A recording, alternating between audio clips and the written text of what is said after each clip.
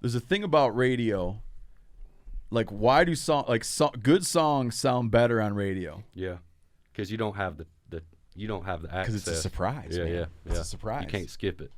And it's like all of a sudden, like I could go right now and play Crazy Train if I felt like. Yeah. It. All aboard. We got a guitar here. Can you play that? No, I can't. You can't play that. No, I mean that's that's a good talking point. To maybe get in on my guitar work is it's very very unorthodox. Even in Nashville, I showed up and it everybody in town really is kind of plays in the same format. And the way I grew up learning guitar is I never thought I could sing just because I have a real deep voice. And a guitar in a standard tuning set in which majority of your songs are in. Anything on the radio song that's in standard tuning, and it's usually like a G and a C and a D. You know what I mean? That's the chord. I got no idea. Yeah. So I never grew up like that because I was like, man, I can't sing like that. So I just detuned these strings all kinds of weird ways, and not really like that's not common. I mean, some tuning's uncommon, but what I was doing, people in town still. I'll work with some great people and be like, what are you even playing? You know what I mean? I'm like, I don't know, Yeah. That's what in standard is like, I don't know what I'm doing even in standard tuning. And you take that into, detuning the guitar, it's kind of one of those things where it's like, if you don't know anything, everything's, at your access. But you got to spend years oh, that didn't sound good. Where do I go next? You know what I mean? Not too many people want to do that. You know the Leonard Skinner quote from one of the dudes in Leonard Skinner was learn to play your guitar, then get sexy. Yeah. You just skipped right to the sexy. I don't know about all that, but we try. Oh, you know who can sing like a little bird? Is Chester the Molester. Oh yeah, he's I've seen him evolve over the past few months playing guitar and singing, and he's getting good. He did, this buddy of ours just got married, so Chester. Yeah. Chester Floyd. Yeah, I save him in my phone as Chester the Molester because my kids they don't know what a molester is, but they laugh when my truck says Chester the Molester when I tell them to call him. But we were fishing the other night and he was explaining this whole story where he learned how to play a song, someone else's song, a Tyler Childers song. Oh yeah, Childers or Childers. Yeah, I met him a couple times. Yeah. Childers, yeah. He learned how to play a Tyler Childers song to get up and like serenade his wife at his wedding a couple weeks ago. It was a good performance. Well, the problem is everybody thinks that he wrote it. Yeah. He didn't clarify or they weren't listening. Oh. So people are like, he was talking about how people are crying and like, I can't believe you wrote that beautiful song for your wife. Oh, man. So now he's running around, and then even after the fact, my wife was talking to someone who's talking about this beautiful song Chester wrote. Oh, man. So he needs to do a better job in the future.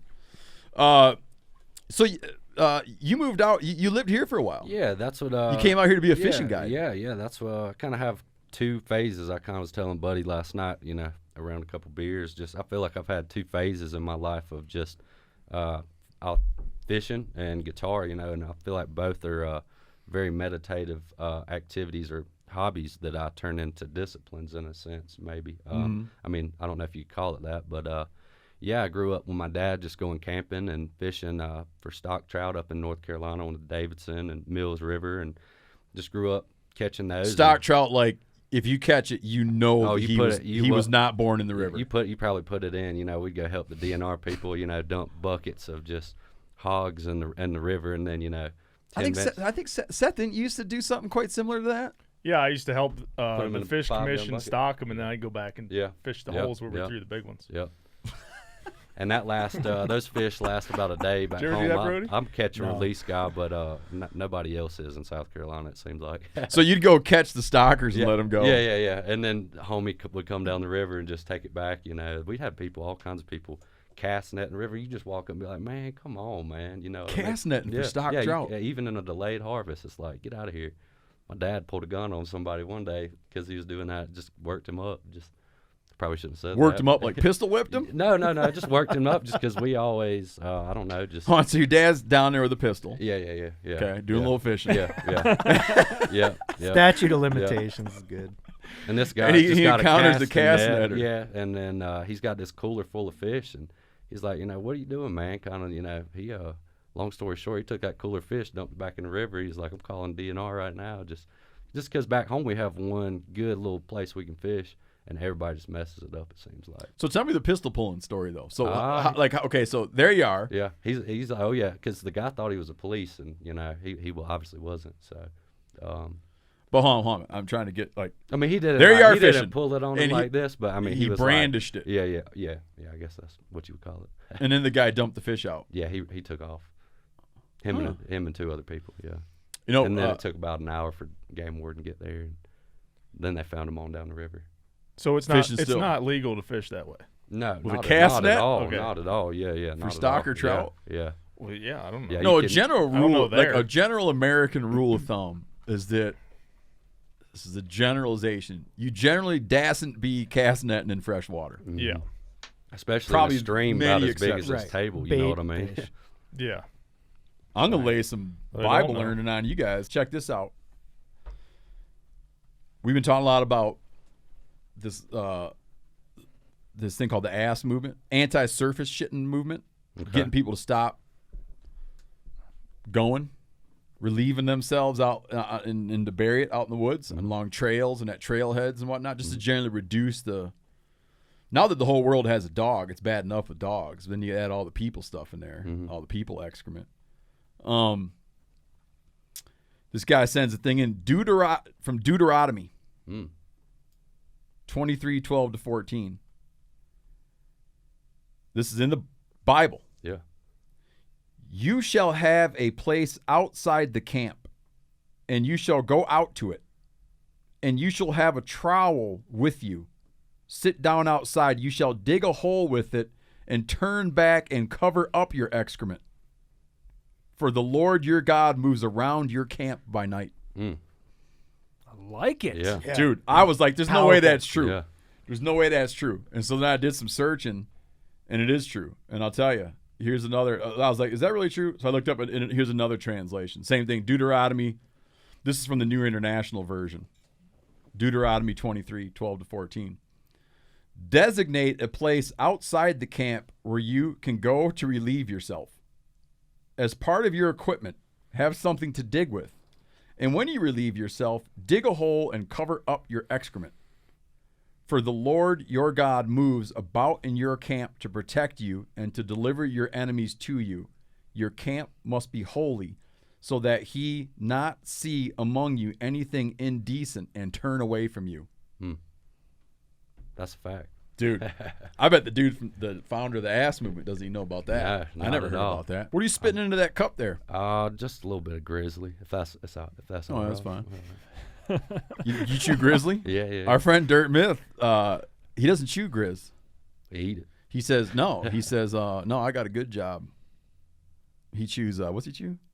Copenhagen. Yeah, he Yeah, says that was his my dad original chews- because I was a long cut guy for a long time. The Copenhagen was my favorite, but they don't make good pouches, and I can sound check with a So you got a pouch pouch in there right Yeah, now. yeah, Let me yeah. see it. right here, Let me right look. there. Huh. But nobody ever knows. It's tucked in there. Huh? Yeah. Well, I know. You got a Yeah, cup and you're yeah. spitting into it. Yeah, You don't swallow it. occasionally. We had a guy right in. He's a deer researcher. I think he's in Pennsylvania. Mhm. And he said when he goes into that deer pen, you can't bring your dip in. What was that? He said they'll tear the pocket right off your jeans to That's- get that dip out. They need to put that on a commercial. Well, I Sell know. some more. He said if you put Levi Garrett in your back pocket, he said they'll rip your pants. No It's the kidding. molasses.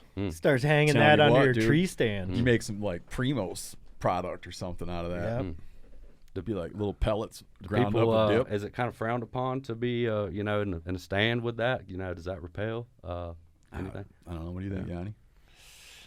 I mean, when Sounds like a when pretty I good used to chew it, I had no problem Yeah. being in the stand or in the field with it. I don't know. I Yeah. don't think it's laying down that much sense. Yeah. You think you'll end up catching lip cancer? No. Why not? I'm gonna quit here soon. Oh, is that right? Yeah. Yeah.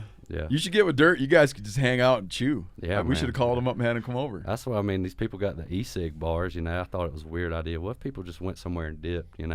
kind of like a dip bar. I was like, that's the way my mind works. I Yeah, think you about could have like a little be like, spittoon out yeah, front it's with like water flowing 3 through it. a.m. Most people getting some good sleep. Yeah, and like I'm a cigar. Like I remember through a work thing. One of the worst things that ever happened to me was I had to go to a cigar bar or a cigar. Like oh my god. I hate cigars.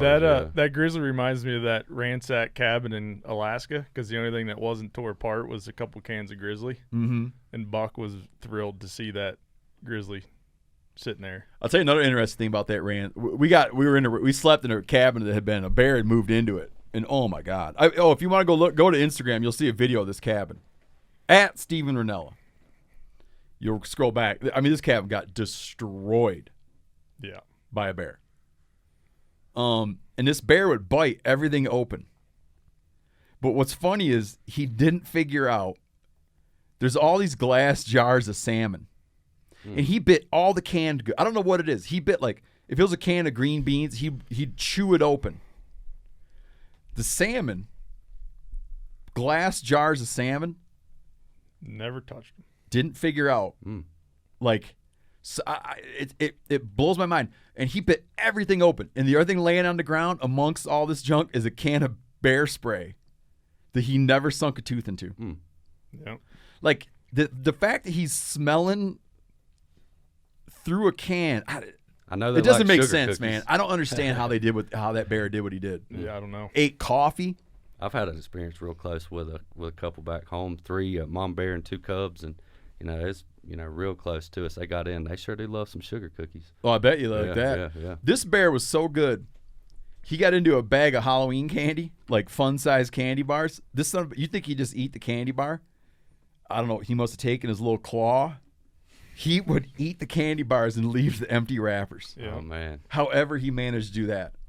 Like it looked like a human being opened up all these candy bars and the wrappers are gone. Some stuff he got burned out on. Like he got into a bunch of dry pasta, but left some dry pasta. After a while, he's like, I can't handle the dry pasta anymore. Yep. There's a couple little packets of Folgers single like tea bags. Yeah. And Steve used those. Well, I chickened out in the end. Everybody's like, I can't believe you're going to drink that. 'Cause, I this thought place, you did use it. No, because here's what happened. When I opened it up, they had been corrupted and they had been soaked inside. Oh. And then I was like, who cares? And I was like, it was probably bear piss. I don't know. I didn't eat them. Oh, I thought No, because that's Buck had some of that. He had some of that Black Rifle coffee powder. Yeah, He had 2 of those in his pocket. Oh. I didn't tell anybody about that. I didn't know. I thought you were drinking that Folger stuff. No, so this is kind of funny because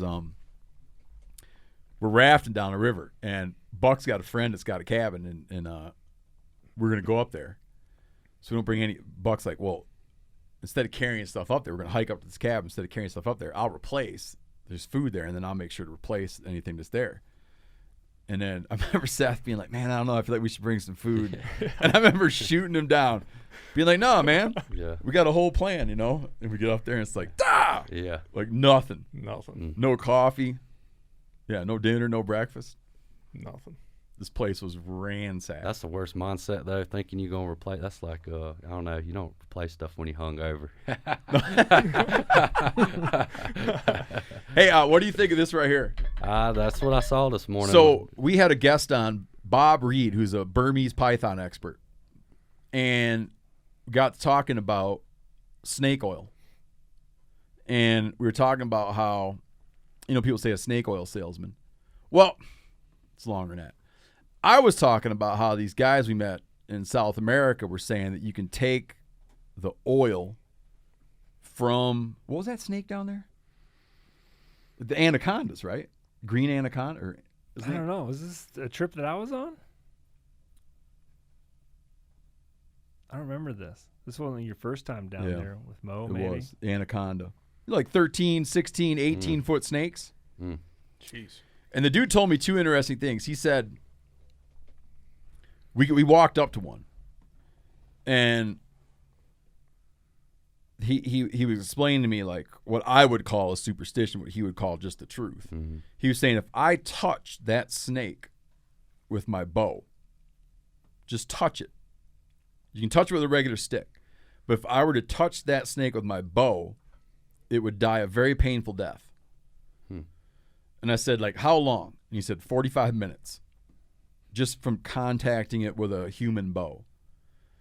And I said, why would you do that? What do you use it for? And he said that we use it to the fat, the oil rendered from the snake to treat arthritis.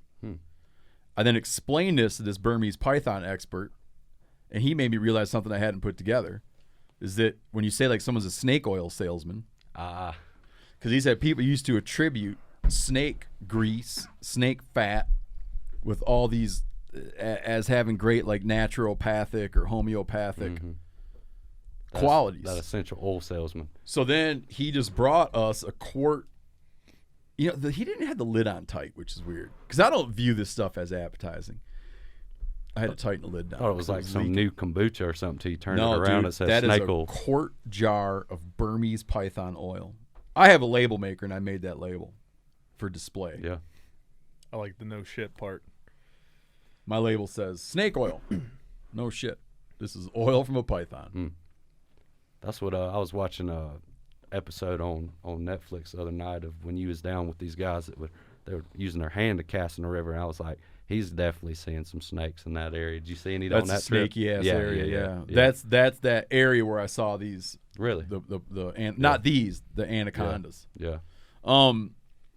Would any of you guys eat that? I find that oil almost repulsive. Is that Because I don't like snakes. I mean, not that I don't like snakes. I'm just not like a big snake guy.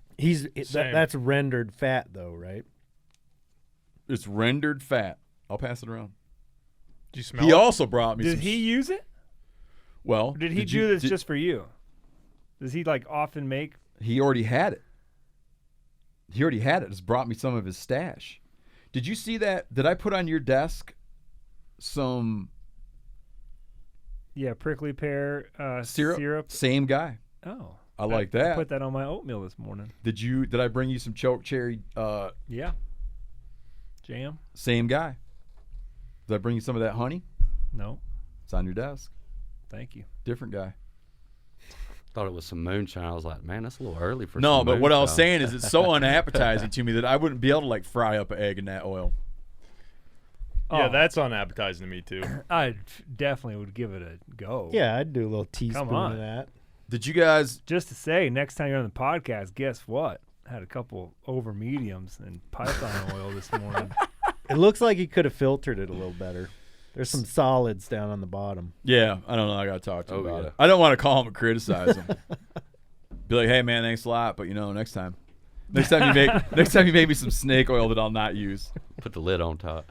Yeah, put the lid on, and Brody's got some tips. Yeah, for that's you. funny. Brody's got some tips for you as well. I recently got some oil from a good buddy of mine, and I had some criticism about it. But I was like, you know what? I'm not gonna say anything because It's hard to. yeah, It's hard got a to. nice big batch of it. Which buddy? Might be a buddy sitting next to me. If you do it, what you do is about a compliment sandwich. Have we covered this? We have, but give it to me again. A compliment when you need to like give someone some feedback that they're not gonna be receptive to, you compliment them. Yeah, start positive. So you'd say, "My God, Brody, you look good today," right? Yeah, And Why, thank you. Have you been working out? As a matter of fact, can you tell me what the basic? So I can do it. Can you tell me the basic problem? Well, the oil, instead of being snow white bear grease, it's got just a little touch of color to it, and it has a little touch of flavor to it. Like it might have, like the cracklings might have been cooked a little bit too long in it. Gotcha. So It's you'd not say, off-putting, but it's not like that super clean. Yeah. You know what I mean? So you'd say, "My God, Brody, do you look good today?" I feel like you kind of screwed that barrel up by overcooking the cracklings. well, thanks for the Then you compliment. say, then you go and like, the "My God, your advice. kids are nice." That's a compliment sandwich.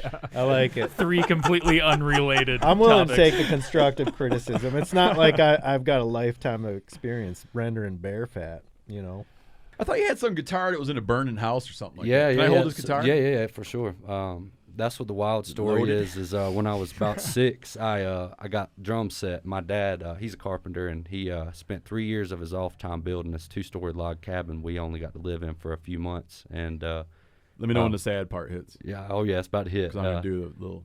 And Mood setting. and so one day I was at school, and the house caught on fire, and it burned everything we had. And the mail truck came up with my first guitar, and he's like, almost didn't bring this up, but I figured somebody needed it, and that's all I had. And Really? you know, as they say, the rest is history. What'd you think of that accompaniment? That's good. It's like when you're watching one of those short films and it gets to like a sad part. And when I got the diagnosis, and the music will be like, In the arms of the angel. when the doctor called with the diagnosis, our hearts just sank. You like that shit? That's Yanni's special right there. Good job, Steve. You'll dig this one. So this one, this tune, new, brand new tune. So y'all heard it first. This one ain't even. It's gonna be on the new record. I know they probably don't let me playing stuff that ain't out, but y'all get to hear this one first. It's a good one. It's called Black Powder Soul. Black Powder Soul. Yeah. I like it. Do women throw themselves at you when they see you in the airport? I usually have a big Pelican case, like because it's a nice guitar. You don't just be slinging this, pretty easy. So if people are like, what is that in that case? And they always asking, when I walk through, people think it's like an AK-47 or something. So once that gets through and I get through, they're like, what is that? And I always like, it's my samurai sword, and it just throws people off. I try to be dry humor, and sometimes it just don't connect. But anyway, here's this, it's a new tune called Black Powder Soul.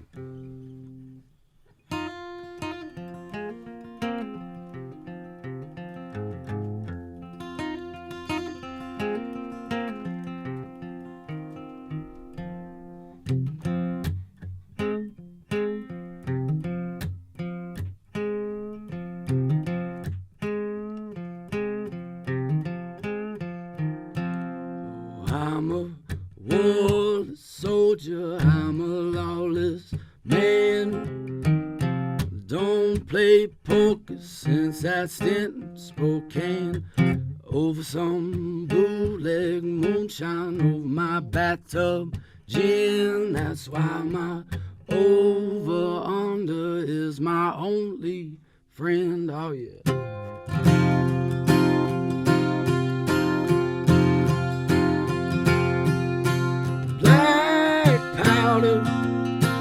Black powder soul. I got dark clouds above me. Oh yeah, and the fire is below. My heart is burning, my blood runs cold. I got a black powder soul.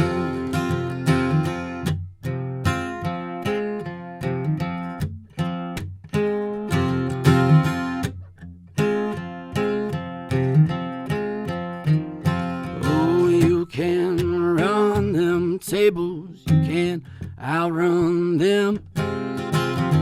Cowboys and hustlers holding a steel wheel hand. The best blood money is what keeps you fed when there ain't no running east or west. Black powder soul. Got dark clouds above me, oh, and the fire is below. My heart is burning, my blood runs cold. I got a black powder soul. Black powder soul. Yeah. Right here, Appreciate man. it. Right here in the ticker. You like that one?